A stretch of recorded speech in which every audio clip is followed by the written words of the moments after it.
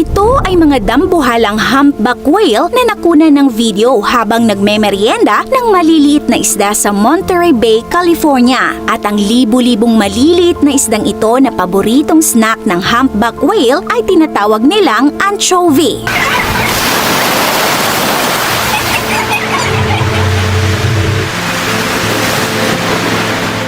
Nakakamangha namang pagmasdan ang pagtalon ng humpback whale. Ang behavior na ito ay tinatawag nilang breaching. At nagulat ang mga turista nung bigla nalang nag-breach o tumalon sa kanilang harapan ang napakalaking balyenang ito.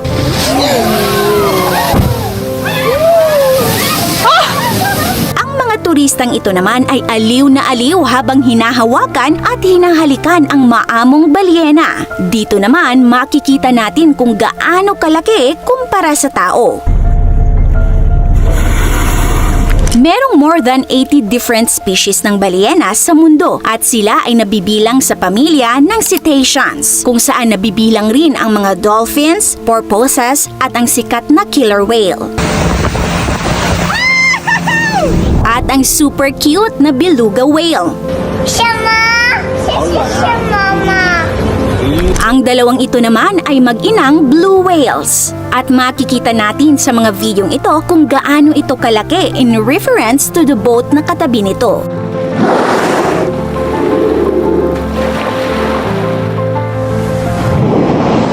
At alam nyo ba, ayon sa National Geographic, ang blue whale daw ang pinakamalaking hayop na naitala sa kasaysayan ng ating planeta. Mas mabigat at mas malaki pa ito sa pinakamalaking dinosaur na nabuhay noon. Ang pinakamahabang blue whale na naitala sa Guinness World Records ay umabot sa 110 feet. Mas mahaba pa ito sa standard NBA basketball court. At ang pinakamabigat na na-record ay umabot sa 190,000 kilograms. Dila pa lang daw nito ay kasing bigat na ng isang elepante. Sa laki nito ay aakalain mo itong isang nuclear submarine.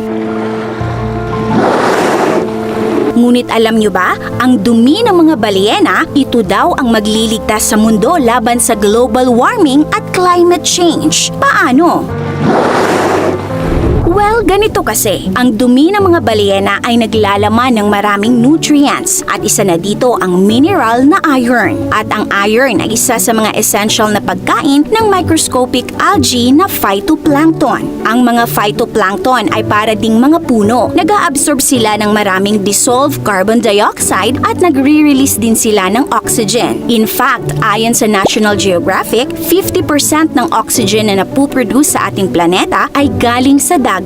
Galing sa phytoplankton photosynthesis. Amazing, di ba? Ang excess amount ng carbon dioxide ay isa sa mga dahilan ng global warming. So kung mas maraming balyena, mas marami ang kanilang dumi. Mas dadami ang mga phytoplankton sa karagatan at mas maraming carbon dioxide ang maa-absorb nila na siyang makakatulong sa problema natin sa global warming at climate change. Dagdag pa dyan, ang katawan mismo ng mga balyena ay nagtatrap din ng maraming carbon dioxide. At kapag namatay sila at lumubog, ay dadalhin nila ang carbon sa ilalim ng karagatan. Narito naman ang nutrient cycle ng mga balyena at phytoplankton. Ang mga phytoplankton ay nagiging pagkain ng maliliit na hayop sa dagat gaya ng krill. At ang mga krill naman ay isang pangunahing pagkain ng iba't ibang hayop sa dagat. Kasama na dito ang mga balyena. Sumisisid ang mga balyena sa ilalim ng dagat upang mag-hunt ng krill. At inilalabas nila ang kanilang dumi na puno ng sustansya at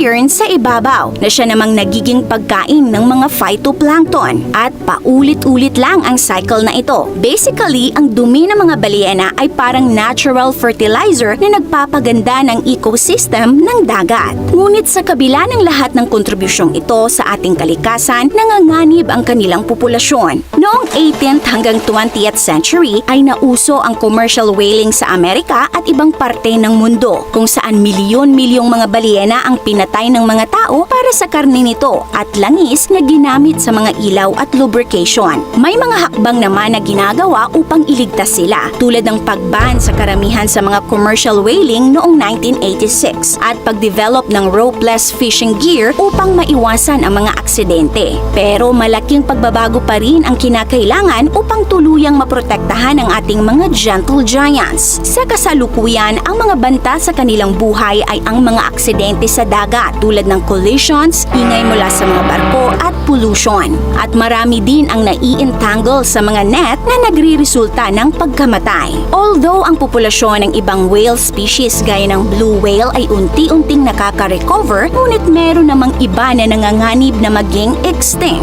Gaya ng North Atlantic right whales na nasa humigit kumulang 336 na lang ang natitira. At kung magpapatuloy ang pagbagsak ng kanilang populasyon, posibleng mawala na sila sa loob ng 20 to 30 years. Kung nagustuhan niyo po ang video natin ngayon, mag-comment ng yes. This is your Ate O from Our Republic. Hanggang sa muli and stay awesome!